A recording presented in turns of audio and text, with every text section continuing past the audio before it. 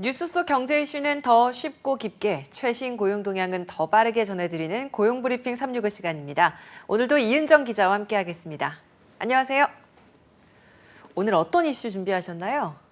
네, 취준생 하면 일반적으로 학교를 갓 졸업했거나 졸업이 예정된 시기에 구직 활동을 하는 젊은 층을 의미하는데요. 하지만 이미 오래전부터 이런 장벽은 허물어져 젊은 세대뿐 아니라 40세 이상 중장년층에서도 구직 활동을 하는 사람들이 많습니다. 일하고 싶어하는 실버 취준생들, 이들이 나이 불문 구직에 나서는 이유는 무엇일까요? 또 그리고 바라는 대로 이뤄지고 있을까요? 이슈픽에서 짚어봅니다. 네, 중장년 구직자 대다수가 노년에도 계속 일을 하기를 원한다. 이런 조사 결과가 꽤 있어요. 네, 중장년 구직자 10명 중 7명 가까이가 은퇴 시기를 훌쩍 넘긴 70세 이후에도 계속해서 일하기를 바란다는 설문조사도 나왔는데요. 이런 결과가 처음은 아닙니다. 베이비 부머 세대의 은퇴 시작을 앞둔 시점부터 수년 동안 중장년의 희망퇴직 연령대는 꾸준히 상승하고 있는데 여러 이유 가운데서도 대부분은 경제적 이유, 즉 생계를 위해서인 경우가 많습니다. 네, 노후 대책 준비 얼마나 됐나 살펴보면 사실 미흡하다는 분들이 많은 게 현실입니다. 네, 그렇죠. 2019년 기준 우리나라 노인의 상대적 빈곤율은 43.2%로 경제협력개발기구 15개 주요국 중 가장 높은 수준을 기록했을 정도니까요. 네. 이런 상황에 우리나라 인구의 고령화 속도가 가팔라지면서 65세 이상 고령 인구가 처음으로 900만 명을 넘어섰습니다. 전체 인구 중 17.5%가 고령층인 건데요. 통계청 조사를 보면 65세 이상 고령자 3명 중 2명은 스스로 생활비를 마련하고 있다고 합니다. 네, 은퇴 시기가 과거보다 빨라지다 보니까 다시 취업을 희망하는 분들도 많아졌는데 은퇴를 계속해서 늦추는 분들도 많이 생겼어요. 네, 전경련의 조사에 따르면요. 70세 이후에도 일하기를 희망하는 구직자는 10명 중 7명이었고요. 특히 75세 이상에도 일하기를 원하는 이들이 19.1%가 넘게 있었습니다. 응답자들의 은퇴 희망 평균 연령은 69.4세였는데요.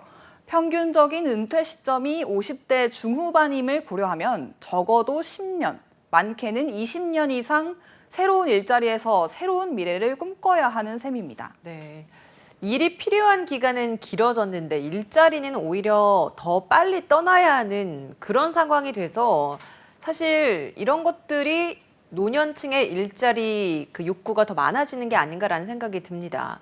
이렇게 빨리 은퇴를 해야 되는 게 사실 본인의 의지와는 상관이 없는 거잖아요. 네, 그렇죠.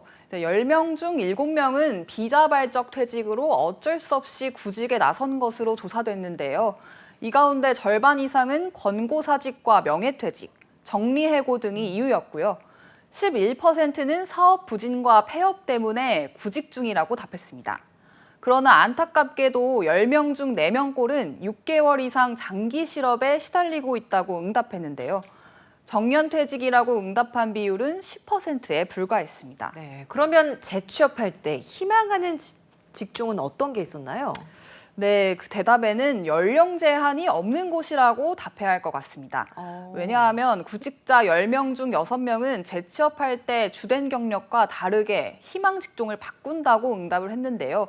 그 이유로는 나이 제한으로 기존 직종으로 재취업이 어렵다는 응답이 가장 많았기 때문입니다. 네. 그렇다면 중장년 취준생들이 다시 취업할 때 희망하는 임금은 어느 정도인가요?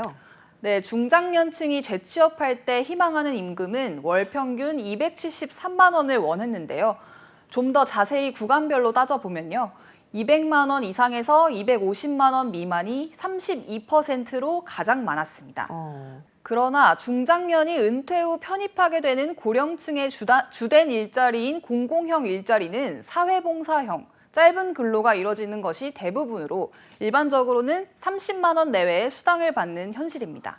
사실 이렇게 중장년 취업 준비생들 대부분 생계를 책임지고 가장인 분들이 많거든요. 그러면 현실과 실제로 필요한 그 금액과의 차이가 굉장히 큰 것 같아요. 네, 맞습니다. 그래서 중장년의 미래 먹거리로 삼아야 하는 노인 일자리가 대다수 국가에서 제공하는 공공 일자리, 용돈벌이용 아르바이트 수준의 일자리나 사회 공헌형 일자리에선 머물러서 안 된다는 지적이 나오는 이유입니다. 네.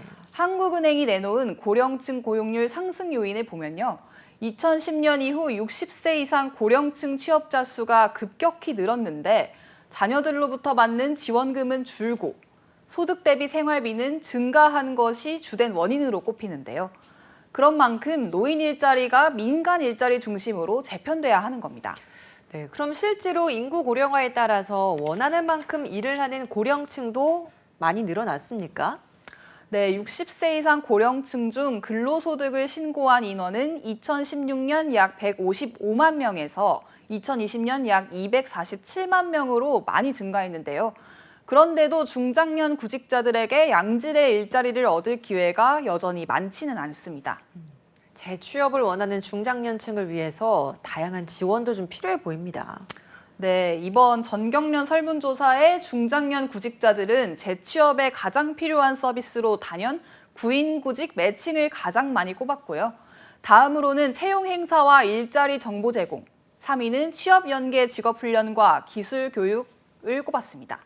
정부의 맞춤형 대책 마련이 필요해 보입니다. 네, 한컷 이슈는 어떤 소식 준비하셨나요? 제가 퀴즈 하나 내보도록 할게요. 네. 최근 2030 세대 취업자 수가 가장 많이 증가한 업종은 어디였을까요? 힌트는 네네. 코로나19 속에 급속 성장한 온라인 배달 음식 시장과 관련이 있습니다. 아, 배달 음식 시장과 관련이 있다고 하면 당연히 배달업 아닌가요? 네, 맞습니다. 아. 소위 배달업으로 불리는 운수창고업이 확 늘었는데요. 지난달 기준 운수창고업에 종사하는 20, 30대는 5년 전보다 40% 증가한 42만 명으로 집계됐습니다. 전체 21개 업종과 비교해봐도 마찬가지입니다. 운수창고업의 2030 취업자 수가 가장 많이 늘었습니다. 네, 일한 만큼 벌고 조직에도 얽매이지 않다 보니까 배달업에서 2030 세대들 쏠림 현상이 많이 나타났는데 그러면 쏠리는 곳이 있으면 또 부족해지는 또 업종도 있지 않겠습니까? 네, 맞습니다. 제조업과 금융보험업 등의 일자리를 구한 2030 세대는 많이 감소했는데요. 전 연령 제조업 증가자 수가 5년 전보다 0.6% 감소한 데 반해 2030 세대는 8.7% 줄었는데 그만큼 2030 세대 이탈이 큰 겁니다. 열악한 임금에도 고령층 취업자가 빠르게 늘어나고 있는데요. 임금이 낮아도 일할 수밖에 없는 이들에게 꾸준한 양질의 경제활동 기회가 마련될 수 있도록 제도적인 지원도 필요해 보입니다. 오늘도 이은정 기자와 함께했습니다. 고맙습니다. 감사합니다.